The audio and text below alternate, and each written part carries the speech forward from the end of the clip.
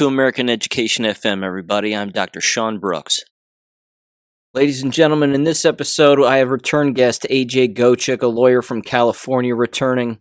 He lives right down the street from Stanford University, and he describes what's going on there, and I'll tell you what, if you thought things were bad, this is absolutely horrific. And he also discusses again how apparently you can drive just a couple hours away from where he lives and you wouldn't even know that you're in California. You might actually think you're in a red state. So we discuss a number of different things regarding the current events of the day. Go ahead and give this a listen. Again, I want to thank AJ again for being on, and I'll catch you on Friday.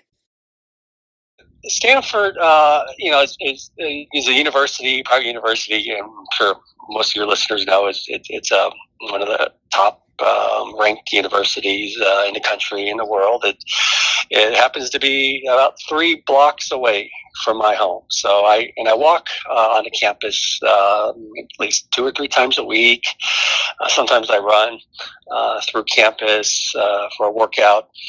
And I've observed a lot of things. I'll also tell you about a faculty friend of mine, what he told me. But let me just kind of give you my own observations and some of the students. I've talked with some students at Stanford.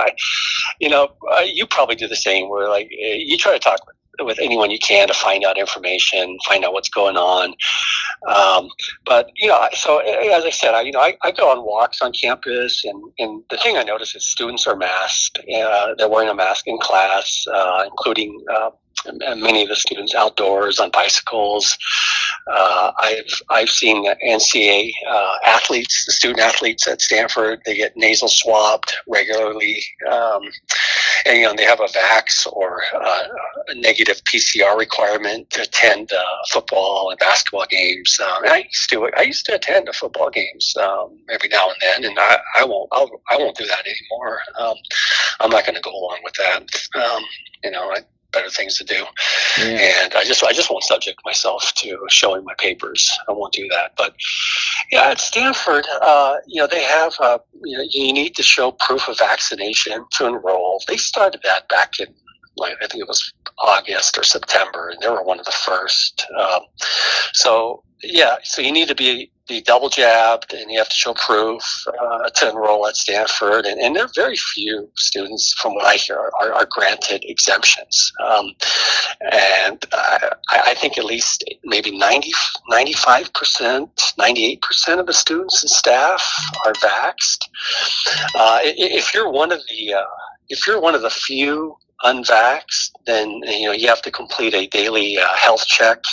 You get PCR tested twice a week, and there are other restrictions. And even if you are double jabbed, you still have to get tested once a week.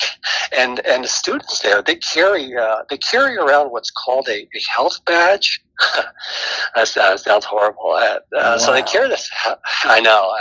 They carry a health badge at Stanford, and that's to gain access to the cafeterias, the gym, the library, and other places.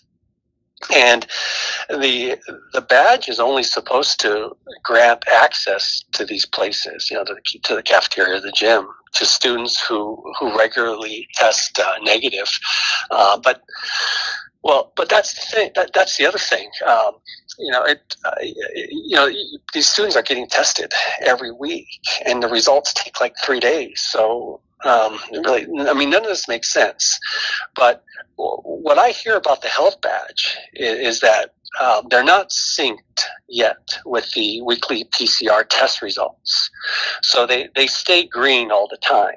So you're basically permitted access to the gym, the library, the cafeteria, and I have heard that some students they stopped getting tested months ago. It kind of reminds me of your New Mexico teacher guest who doesn't get tested and nobody enforces it. Right. So because the badges are not yet synced up with the PCR test results, many students they're just not doing that anymore. They're not going in for weekly testing. And there are some conservative and libertarian oriented students at Stanford, and they don't like having to wear a mask everywhere and go through this. And so one of the ways around wearing a mask is just taking a class online. And about 15 to 20% of all the classes at Stanford are online, are still online. All the language classes are online. Because I guess they figure if you're going to learn a new language, having a mask on interferes with your pronunciation. but Yeah. but they won't let you come into class and take your mask off. So they do that on Zoom. And many of the humanities classes tend to be online. And I think that's because the department is so woke leftist that some of the snowflake professors are still uncomfortable teaching in person. So that's one way around trying to get around the mask requirement. And the other is just to try to take classes that are offered by the relatively few Hoover Institution fellows who also are full-time faculty members. Stanford has the Hoover Institution.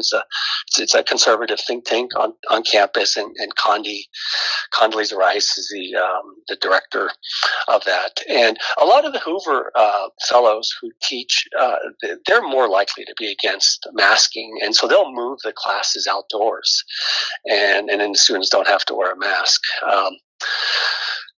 From some of the students that I've talked to, campus life has changed for the worse. There's not as many club activities anymore or traditions. I mean, the leadership has really failed. And here's a really weird thing. You're not going to believe this, but the elected student representatives at Stanford, the student senate that they have, they're pushing for more stringent COVID measures. Yeah. More stringent. As if universal masking, vax requirements, weekly PCR testing, social distancing isn't enough. That they think that the university hasn't done enough. What measures could they possibly implement that would be more stringent than what already exists? Yeah, I know exactly. I don't know, daily PCR testing, Good all classes Lord. online. And Stanford's experiencing labor shortages too. We talk about like shortages in supply chains. They can't find enough workers, so they have reduced cafeteria hours. Other on-campus dining options are limited. And the library closes a lot earlier than it used to. So their main library is the Green Library, and that's the name of the library. And that used to be open until midnight, but now closes around 6 or 7 p.m. just because they don't have enough workers. Wow. Yeah. Yeah, and it's weird. As the students are afraid to challenge the measures and to walk around maskless. They don't want anyone. They don't want to be accused of being a Republican, or a Trump supporter. I talked to one student who lives in one of the sophomore dormitories on campus, and she was telling me how the common areas in the dormitory, like the lounge, that used to be places to socialize and meet other students in your dorm. But now, who wants to talk with someone, when you're masked up? And so, as everyone in the common areas are. So she says she just goes down to grab a snack and heads right back to her dorm room. And the same student, she told me how she organized a debate with another student as part of the debate society on campus. And they held it in one of the dorm meeting rooms. And during the debate, she lowered her mask so the audience could understand her better, more clearly. And one of the students in the audience spoke up and said, "Put up your mask. That's dangerous." Yeah, and at the end of the debate, the same angry student started lecturing her. That's irresponsible. Your mask should always cover your mouth and nose in public. You're going to like this one, Sean. After the Kyle Rittenhouse verdict, which was a no-brainer in my opinion, should have never been brought to begin with. The students at Stanford received an anti-racism toolkit. It was emailed to them by the computer science department of all departments. Oh I mean, my. talking about science and engineering here. So the computer science department emailed this anti-racism toolkit with PDF copies of books by authors like, I don't know if you've heard of Asada Shakur. That's a convicted terrorist of the Black Liberation Army. Wow. Yeah, she was involved in the New Jersey Turnpike shootout that resulted in the death of a state trooper. And I think she somehow escaped prison and is in Cuba. Also, copies of Ibrahim X. Kendi, you probably heard of the famous race hustler, Robin DiAngelo, White Fragility. Yep. Yeah, and I think it was one of the authors from the 1609 Project also. And all the students were offered psychological counseling because of the verdict. It's an absolute, again, no offense, but it is an absolute mental institution. Oh, absolutely. It's psychological sickness. No joke. Yeah, and Stanford also has something called surveillance testing. It sounds like something right out of 1984. It was originally supposed to be used for implementing and tracking rapid testing, but they're not doing that. They're still doing the regular PCR test that takes 3 days. But this surveillance testing has evolved into like a database, a data collection system to keep track of cases, hospitalizations, and who knows what. And I also hear that there are long lines on campus to get the flu vaccine. So not only the students are double jabbed, they're flu vaccinated, and they have the boosters coming. It's not required yet, but I'm sure they're probably going to roll that out here pretty soon. I mean, it's all ridiculous. Yeah, I mean, it's. I can't believe, just from my own observations, when I walk on campus, just how compliant the students are with everything. I think girls even more than boys. Maybe, I don't know, fear of bullying or harassment. I know in the K through 12 grade levels that the students police each other. Sometimes the students are worse than the teachers, especially the younger kids. As I said, the students are all masked up. They're outdoors. They're on their bikes, following the arrows. Not wearing. They may not be wearing a bike helmet, but they have their mask on, and they're social distancing, and they're just afraid of speaking out. Nobody wants to be accused of being a Trump supporter. And I do have a friend who's a faculty member there, and what he told me is that. Get this. You're not allowed to meet in your office with a colleague if both of you are vaccinated and say both of you tested negative on that day, unless you both wear a mask. And then you have to keep them on all the time in class, and it's really difficult to teach with a mask for 2 hours, let's say. And what he told me is that basically attention on Zoom, that fades after a bit. When the class is online. And he said you need a small class in a shorter session to be generally effective. And with grad students, the language issues are harder. You have more foreign students in grad school. And what he was saying was that he had to take his students out to lunch just so he could see and talk to them, without a mask, and he paid for it himself. He wasn't reimbursed. It's no biggie. But he said even reimbursements for off-campus events are blocked unless they play by the university rules.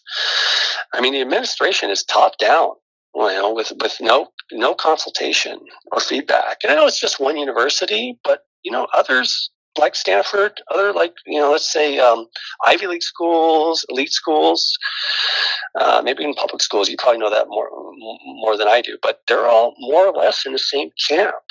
I mean, it's tyranny.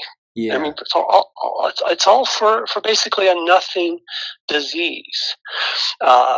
And instead of promoting and protecting freedom, colleges and universities they're just turning into little tyranny centers, and they're just conditioning their folks to not challenge authority.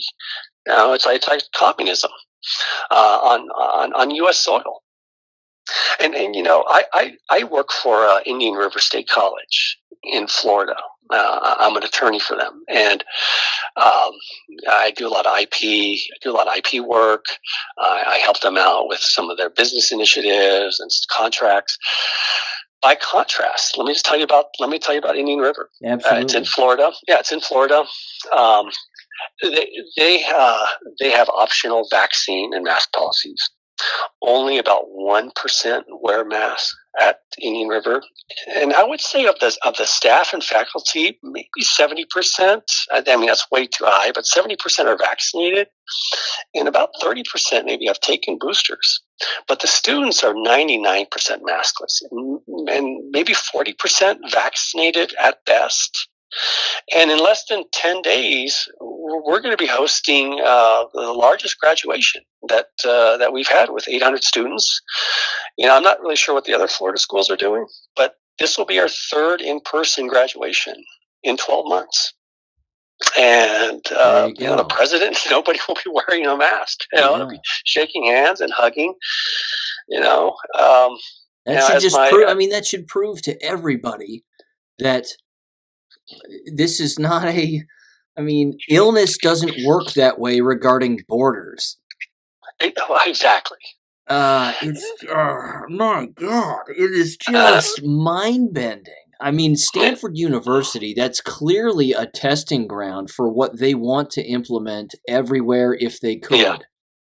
Oh yeah, definitely. That's next level. And I got to tell you something. The more that I listen and ask questions and read and whatever, the spectrum of situations and scenarios that you hear and policies and rules and this and that spectrum just gets bigger and bigger and bigger every single time that I hear something like that. Let me ask you about the population. Yeah. What's the population like at Stanford now, given all of these all of this, fascist, Marxist nonsense? I mean, does it pass the eyeball test for you? Like, again, I've driven around campus here at Miami, and I mean, it's dead empty.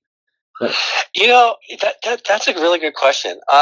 From my observations, it does appear that there are fewer students on campus. Now, I don't know if they're just all staying inside their rooms. More of them are taking classes online. What I hear is sort of the big brand name schools are keeping their enrollment numbers up, but they're having to lower their admission standards. I think that's kind of what I'm hearing. Yeah, they're not as selective, maybe, so just to try to keep their numbers up. But I'm not seeing the crowds on campus that I used to. You can go there like around lunchtime, and it used to be packed. You'd see a lot of students. Almost like there'd be like bicycle accidents everywhere, just because there was so many students on bicycles on the campus. I don't really see much of that anymore. So, I mean, that may be something else that they're covering up, but it just feels really dead. Yeah. And hardly anyone is going to like the football games or the basketball games. It's not like Stanford had a lot of fans attending to begin with, like 2 years ago or 5 years ago. But I mean, they played Notre Dame. What was it, like 2 weeks ago? Before, I think it was like that Thanksgiving weekend. Was it? They played Notre Dame. Usually, that's a sellout. When you play Notre Dame, that's a sellout, and their stadium holds 50,000. They had maybe 15,000, 15 to 20 maximum show up for that game. And I'm sure some of that has to do with just fans not wanting to disclose their vaccination status, offended by that, show me your papers. But that's a really good question about just the eyeball test. It appears that there's just not as many students on campus. That's what but I don't know, again, if it's more because it's moved online, if their numbers, I don't know if their numbers are down, or what's going on, but it just has a real different feel to it than it used to. Put it that way. I mean, it's just incredible. There's I don't know if you've Well, let me ask you this too, based on something you said earlier. You said that when students go off campus, basically off campus is the only place where they can sort of meet face to face and have conversations and live without a Mhm. mask. So there's no mask mandates in the restaurants and the other Oh, places around. oh, there are. So yeah. So in Palo Alto, which is in Santa Clara County, they do have what they call mask mandates, and I mean, I totally agree with you. Those things are really not enforceable, and I don't think they would really hold up in court. But the signs are everywhere where it says mask required. Um, Almost everyone is wearing a mask indoors. I won't. I won't do it. I don't do that. But and I'm like the only one. So everyone indoors is wearing a mask unless they're eating, unless they're in a restaurant eating. Outdoors, you'd be surprised how many people are wearing a mask outdoors, just walking around outdoors. Oh, it's incredible. I know. It's something else. But it's still, I guess compared to Stanford, it's more free. But they're not good. Stanford's not doing the things they used to do. Like they'd have like a pretty popular ski club where they go to Lake Tahoe for ski. That's canceled. They would the school would offer trips to like some of the national parks or maybe to go down to Santa Barbara for a weekend. They don't do that anymore. But let me tell you, around here, even though we are in the Bay Area, even though it's one of the most locked down as far as like masks and I mean, it's just horrible as far as the restrictions go. You can drive 2 hours east, maybe 2 hours south, or 2 or 3 hours north, and you feel like you're in a different state. This is like it was over Thanksgiving. I took my family. We drove 3 hours north to Shasta County, and what I did was I looked on the electoral map of California, and I looked for the reddest part of the state. And it happened to be Shasta County. It was 2-1 Republican and Democrat. And I just told my family, we're going there for Thanksgiving. Nice. And we spent 5 days in Shasta County. It's about 200 miles north of us, closer to the Oregon border. And as I said, it's the reddest part of the state. And it felt almost like 2019 again. I mean, we had a great time. I mean, it's just like, it was like freedom. It was like freedom again. And it was like my wife was really shocked. And she's like, why are we living under communism when others just, a 2-3 hour drive away are free? And there are very few mask wearers in Shasta County. We went to Walmart twice on that trip, just to walk around and see all the maskless people, just to see faces. And In-N-Out Burgers, which I support even more now. The employees were all maskless, very few. And as far as the people wearing masks, a lot of them I think were visitors and tourists.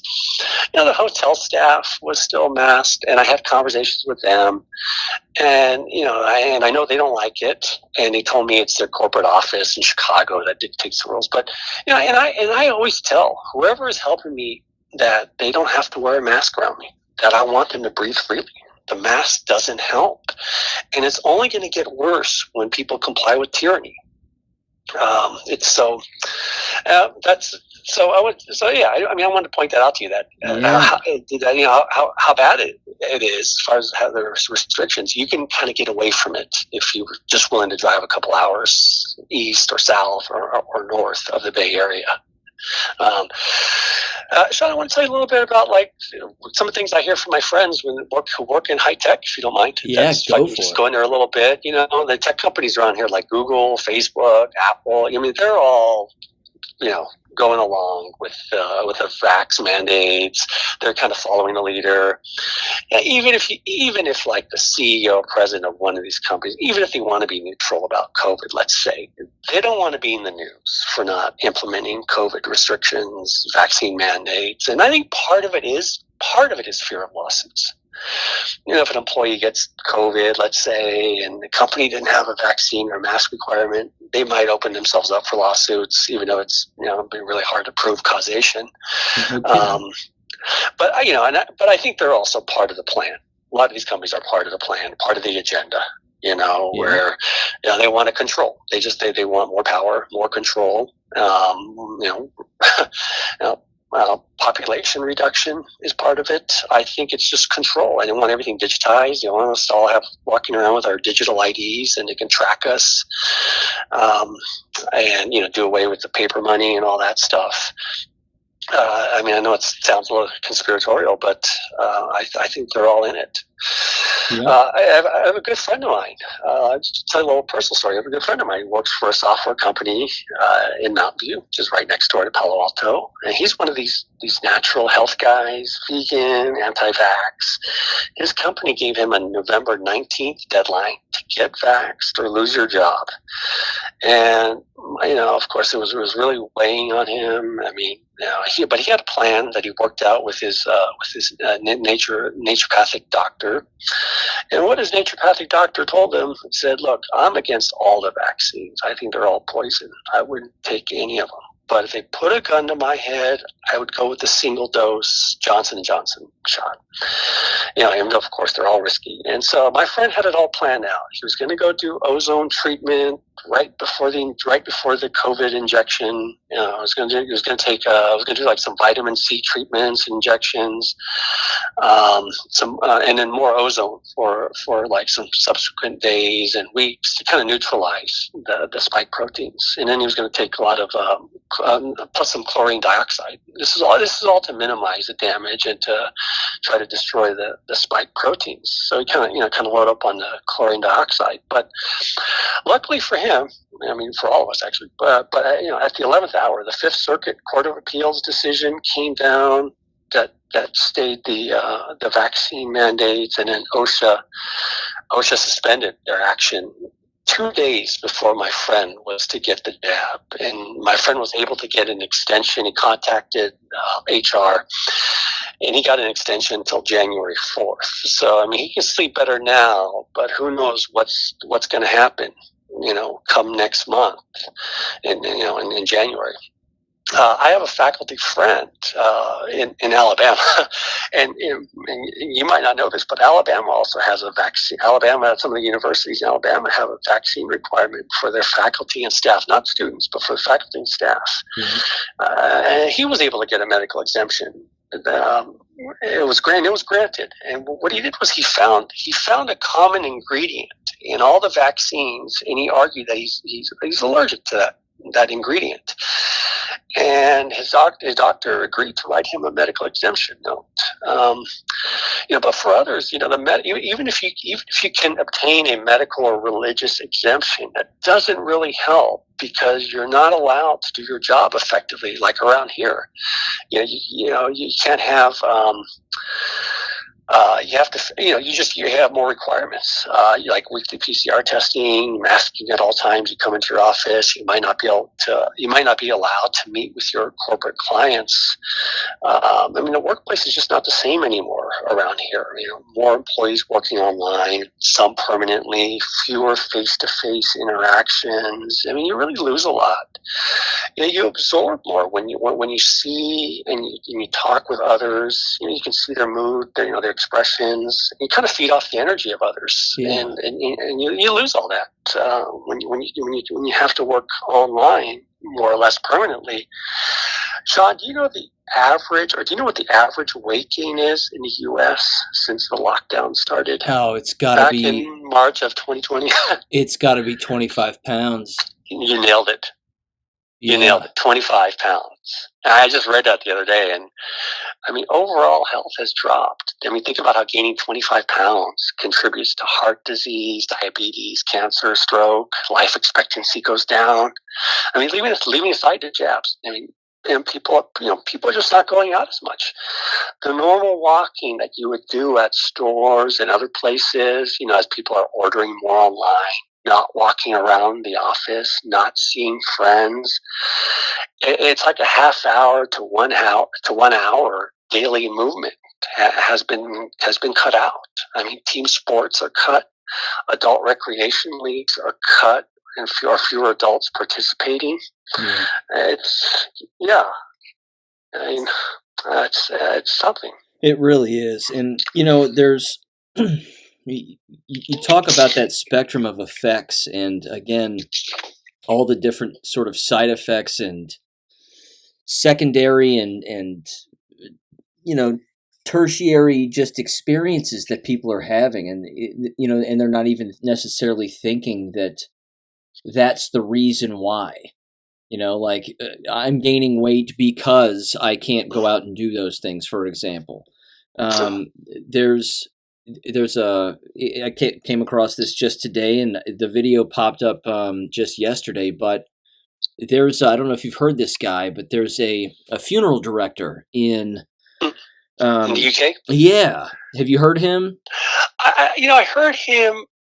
I think John it was a few O'Looney. months ago. Yeah. I may not have listened to him recently, but I remember him talking about that there was nothing really going on, like during so-called COVID in 2020. He wasn't experiencing a higher number of deaths, of funerals. Yeah. But go ahead. Sorry. No, I mean that was it. But this recent video he just did yesterday, he said everything is spiked, of course, because of the jabs now, and the people that he's seeing come in, all of their hospital records and death certificates are all saying the same sorts of things, and it's all jab induced, all kinds of things, and he mentioned a couple of his friends in this video. It's about 7 minutes long, and Okay. he says one of my friends. He says they're married. He said they're both jabbed. He's had both jabs, and his wife has only had one, and his wife is panicking because she feels sick and is convinced that it's because she doesn't have the second shot. Oh. And that he is panicked because she's sick and he hasn't had the booster yet. Oh. So they've actually convinced themselves now that the reason that they're ill is because they're not getting enough shots. I mean, that's next level. It's even worse here, Sean. It's even worse. My wife's friends, they're all vaxxed. They're not even concerned, and their kids too. And they're not even concerned, like, about myocarditis, blood. Even though their kid, I think I told you this last time. One of my wife's friends' daughters, 12 years old, after the first dose, diagnosed with myocarditis. The girl can't participate in PE anymore. She has to go regular doctor visits. Her life is ruined. Yeah. Yeah. And what's really weird is the kids go to school, but the parents stay home, and they're all eager for the boosters. I was at Walgreens. I was talking to one of the pharmacists over there, and she was just telling me a lot of people are coming in and getting the boosters. And I saw a dad masked with his 6 or 7 year old son, and I got the feeling they were waiting to get him jabbed. And then there was another mother and daughter came in. The daughter looked like she was a young teenager. Who knows what they were waiting for? I don't think it was the flu vaccine, bad enough as that is. I think it was either for one of the 2 doses or the boosters. And it's weird. It's and you've talked a lot about this with informed consent. All the pharmaceutical drug commercials that you see, they all disclose all the potential side effects, right? Like bleeding, stroke, death. But for COVID, there are no warnings, no informed consent. And they want you to sign a paper to assume all the risk, waive your rights. It's like what's going on here? Even for birth control pills, for example, to prevent pregnancy. Like if you're over 35, if you have a history of smoking, or that's how you're under the risk of embolism, or be careful. But with the COVID vaccines, they say nothing. They won't say anything to you. Someone told me recently, and I'm kicking myself now because it's just I've forgotten who exactly said this, and forgive me if you're out there listening to this and it was you, but someone said that I know who it is now. Okay, it's a woman I've been working with who lives out of state regarding some school related issues, and she says that her daughter works for a doctor's office. And the form that that you sign before you get the jab. If you even sign a form, that's considered their informed consent. But what's on the form doesn't tell, of course, anybody about the side effects or anything. Yeah. It doesn't even touch that. It simply says that the company doesn't know what's in it, can't tell you what's in it, and that you're okay knowing that it could be this kind of dose or this kind of dose. Just sign here. And again, I'm sure that's just one example of one form that some people are signing, but there's absolutely no consistency across the board with any of this. Yeah. And why people are still buying it is just beyond me. Yeah, Sean, I'm really at the point where I won't go to a doctor anymore, not like a regular allopathic doctor. No, me neither. I told my family, it sounds sad, but I told my wife and kids, if I'm ever having a heart attack or something, just leave me. Do not call the ambulance. Do not take me to a hospital. If I make it, I make it. If I survive, I survive. Maybe we get a defibrillator and you guys can work on me at home, but do not send me to a hospital. It's incredible. Yeah. One of the cool things too is that, and it's sort of gratifying and satisfying in kind of a sick way, but it's certainly, you're more prepared. There's an excellent program out there and an excellent journalist and host, and his name is Stu Peters. I don't know if you're familiar with him. Yeah, I am. There you go. Yeah. He was ill the other day, for example, and out on Telegram, he puts out all the list of all of the things that he took and the things that he had at his disposal. As it turns out, anybody can acquire that by just, again, sitting at home and buying those materials online. The nebulizer, the 3% grade, food grade peroxide, and this, that, and the other, and all the over-the-counter medicines and whatever. And then, of course, I've referenced on episodes in the past the telehealth medicine that I've used to acquire ivermectin and budesonide and a number of other things. Yeah. I've got the cures right here at my disposal. Multiple doses. And I'm saying to myself again, if we can't be our own medical doctors now, from here on out, we are in deep trouble. Oh, I agree. Yeah. I agree. I don't trust these doctors anymore. I don't. No. Yeah. And are they making the connections too? Are they seeing that their waiting rooms are filling up? And then it just so happens that they're all jabbed. I mean, are they actually making that mental connection that it's actually the jabs that are doing all of this? That I have to believe that a lot of them are making that connection, but I also have to believe the exact opposite. Yeah, and there's some cognitive dissonance going on too there, right? Yeah. Yeah. Well, Sean, if I could tell you a little more about like what the schools are doing around here. Yeah, please. Some of it tell you just a little bit. I mean, they're really ramping up the PCR testing. Not a week goes by where I don't receive a message from the school because, my son is homeschooling. My daughter is still in public school. And not a week goes by where I don't receive a message where someone tested positive for COVID or whatever. Whatever. Yeah, these things are not specific for anything. Somebody, let's just say, tested positive, and a message comes in: "Oh, your daughter is not considered a close contact." So, I was telling you about my Thanksgiving story. My daughter's friend returned from a trip to Europe, and a day or two after she returned, she was not feeling good. She was feeling kind of sick, but was afraid. She didn't want to take the PCR test either because in case it popped positive, well, then my daughter would have been considered a close contact and would probably have to quarantine for I don't know how many days. I mean, or I don't know if it's like 10 days or something. But so there's that going on. Yikes.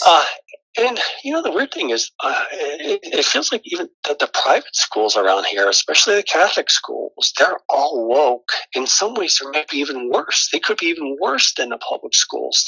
For example, there's one Catholic school in San Jose, which is about 15 miles south of where I live.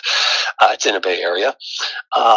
This Catholic school was contemplating the administration issuing different colored bracelets to students to wear depending on their vax status. Oh, that exists. That 100% already exists. In fact, that's been around for in lots of places. I would say for at least 6 months. And the first time I even heard of that or saw that was a year ago. Okay, I hadn't heard of that. I mean, I may have heard rumors of that, but I didn't it didn't really until I had some fellow activist parents tell me about it, and that was just too much. They were going to segregate students like in different playgrounds for the jabbed and the unjabbed, and that was even too much for some of these for some of the woke parents, and so the school had to back off. And there's another school nearby. Maybe you've heard of Bellarmine. It's an all boys Jesuit prep school. Now they don't yet have a vax requirement, but if you want to go to a dance that they have with like a neighboring all girls school, you have to show proof of vaccination. So it's like punishment. It's like. And I have a friend who teaches at a very prestigious, expensive private school. I would say more expensive than prestigious in Menlo Park, which is right next to Palo Alto. He's a basketball coach. His players are all required to wear a mask while playing basketball. I've never heard anything as insane as that. And they're all going along with it. They're all going along with it. Yes, they are. It's just it's an excellent point you mentioned about the private schools. I'll hear a lot of people say, pull them out of the public schools, in particular the public schools, but try to find a private school or a charter school. And I'm saying to myself, these people still don't get it. It exists. These policies exist in private schools. I would go so far as to say even more so in private schools, because most of them, again, whether they're Catholic, Jesuit, whatever category, they're all lockstep with one another. They all get the same emails. They all get the same orders. They all have to implement the same kind of stuff. Those are two categories of schools that are largely going ignored, and they're just as bad, if not worse, like you said. Yeah, and I hear it because over the past 20 months now, and maybe this is you probably have had the same experience where you're making new friends now. You're meeting people who are who are awake, who know what's going on.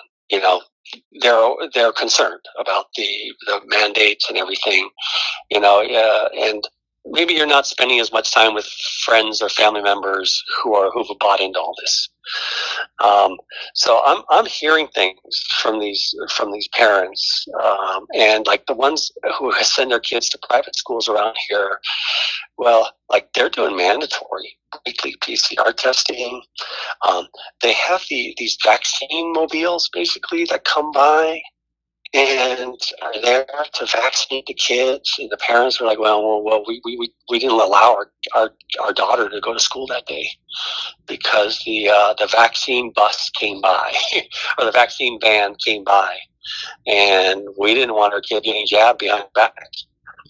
It's scary. And these are private schools that are doing this. Yep.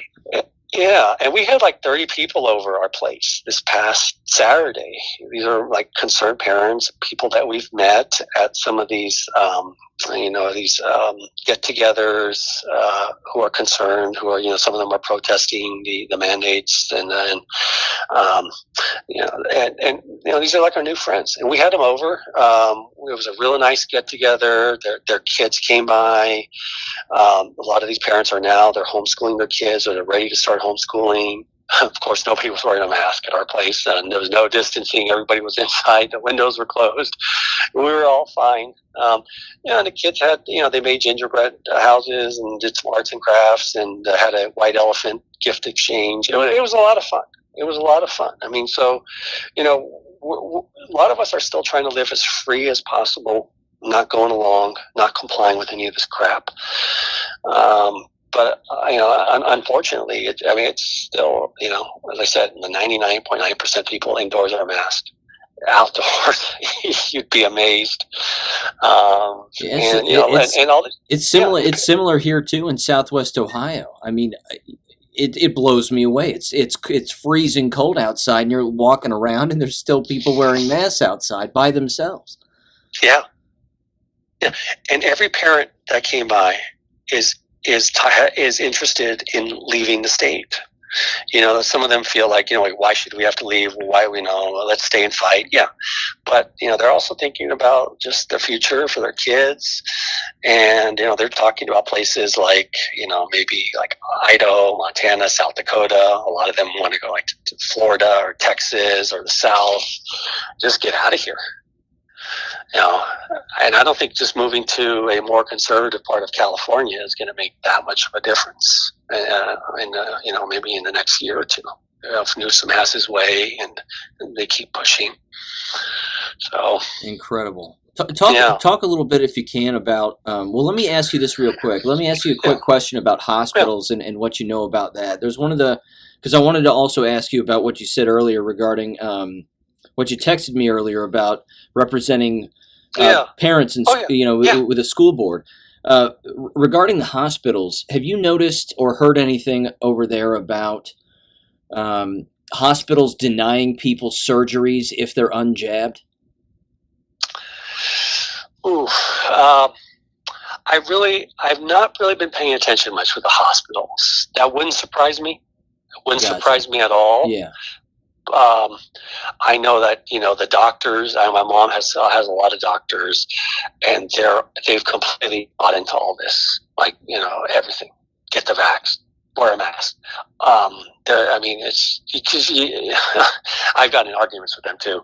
But none of that would surprise me if the doctors or surgeons didn't want to treat patients that were unvaxxed. That would not surprise me. But I can't say that I've actually heard from anyone who's been denied treatment for not being vaxxed. Gotcha. Yeah, that's just one of those. Yeah. That's one of those huge things that's going on now in Australia, and I have no reason to doubt that it's occurred here in the States. I mean, it certainly has. It's just a matter of where and how often, I guess. Yeah. Well, go ahead and talk about the school board and how you're representing them. Yeah, so to kind of wrap up with that, I'm representing 4 protesters in a criminal case with an infraction case. They were all ticketed by police. This was back in October. They're all ticketed by police for protesting in front of the school board president's house. And this is down in San Luis Obispo. It's about a 3-hour drive away in Pismo Beach. The city officials weren't happy, obviously, with protesters outside their homes. But what are they supposed to do? School board meetings have moved online, and they're not allowed to voice their concerns on Zoom when no one will call on them when they use the raise hand button on Zoom. And so they're out in front of the home of the school board president, and the police officer. This was about I think it was 7:30 p.m. and the police officers arrived a half hour later, and they told the protesters, "You guys can't be loud." And that's not any grounds. You can make noise. 7:30 p.m., 8 p.m. You can make noise. That's not really a problem. And then police informed the protesters, "Well, you guys are going to be ticketed." And one of my clients now, they're my pro bono clients. One of them asked, "What's the ticket being issued for?" And one of the police officers mentioned some vehicle code, and one of my clients looked up the law and told the officer, that does not apply. The vehicle code you're citing allows pedestrians to walk along the edge of a roadway. And this school board president's home does not have an actual sidewalk in front of the home. so you have to like stand on the edge of the street, to avoid trespassing, but to protest. And so the police changed the ticket to reflect some other law, and the protester looked that one up and said it doesn't apply. As there's no, come on, you guys are like trying to find some traffic code for us, and the police told the group, well, tell it to the judge in 6 months. If you think the code violation doesn't apply. So they issued an obstruction of traffic charge to ticket the group and basically to prevent them from protesting again. This was on a quiet residential street in which the protesters obstructed no traffic. And it was 4 people. It was just 4 people, yeah. So the police said, oh, you guys, there are no sidewalks here, so it's illegal to protest at that location. And they were told to go, you go a block away to the park or protest on the main street, but you can't protest in front of the board president's house. And it was all recorded on a video camera that one of the protesters wore. And this was issued. These tickets were issued in an effort to silence legitimate and legal, their legal right to protest. It's a First Amendment right to have your grievances redressed by public officials. I mean, there's nothing more protected as political protest in front of a residence of a public official. I mean, Supreme Court precedents even make that clear that citizens have the constitutional right to use the streets for assembly and communication. And this is the Pismo Beach Police Department. God, I hate to say it, but they have a reputation of such behavior. Neighboring police departments do not, because the group they've staged similar protests in neighboring towns, outside that board member's house, and with very different results. But the Pismo Beach, though, they want to silence free speech, and the board there at in San Luis Obispo, it's called the Del Mar School Board. They've already violated open meeting laws and open record laws, and they won't. They don't allow commentary during their Zoom meetings, and they're really pushing the police. It seems that way, that to violate the rights of others to protest, in front of the homes. And I mean, so I'm representing them. This is all like, this is fun for me. I support them. I believe in their cause. They trust me, even though I'm not a criminal defense attorney. But they know that I'm with them. And it's such a bogus case, because you read the police report. There were no cars that were blocked. If there was, it was the police cars themselves that were obstructing traffic when they came. There were no witnesses, no license plate numbers, make or model cars of anyone who was obstructed from driving. So this is a very bad case.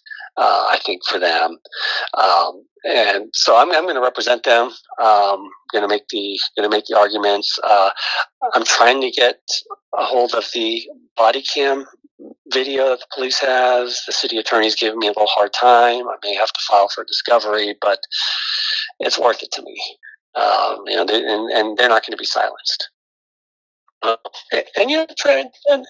it's not legal to be on the street. It's not, as long as you're not obstructing traffic. And they weren't jaywalking, and traffic was heavy. So it's just the excuses that some cities are using to silence protesters. Well, it doesn't sound like it's going to work here, in particular given the fact that you've got video evidence from the quote-unquote protesters themselves. Yeah, I mean, that's perfect. Right. Yeah. And so these are just, and this wasn't even one of those, in-person protests. This was, that a lot of us have seen videos of, at the meetings. This was outside the house of the president of the school board. But hey, they're not holding in-person meetings. So what are they supposed to do? There you go. I've seen I've seen similar video out of Florida. Same exact thing. They have nothing but the Zoom meeting on there. And then the parents show up outside of the president's house and they say, "Hey, we're here to ask you some questions." Yeah. It's fantastic. And they're yelling with their kids and they're going, "We know you're in there." Yeah. And that's in Florida. Yeah. Awful. Yeah. Well, and then you have vaccine passport. That's a whole other topic for another day, maybe. The vaccine passport they have at like San Francisco now, or you have to show your vaccine status to get into a restaurant, and even sometimes at other shops. And I'm shocked. I mean, I'm shocked that people are going out and playing these games and doing these things. I mean, are these restaurants actually packed with people? It's down. The numbers, they're probably losing, at least 15-20% of their business. And I don't know if they're getting paid, if they're getting subsidized somehow. I don't know, and that's not going to they're not going to be able to keep that up for long either. So, it's weird. It's like you talk to some people that they're not some of these people are not overly political, let's say somebody's not real hardcore. And I asked them, I said, do you actually go inside the restaurants or the store? And yeah. And they kind of say, yeah. And they're like dead. They look really dead. And they're wearing a mask. And I say, doesn't that offend you? And I say, well, it's not. They go, it's not ideal, but, if it helps us get out of this, if it helps us return to normalcy. Wow. It's not helping. It's just getting worse. You're making it worse by going along, right? That's it. That's kind of the attitude. Thank you for listening to American Education FM. Make sure and check out AmericanEducationFM.com for more information. Take care and God bless.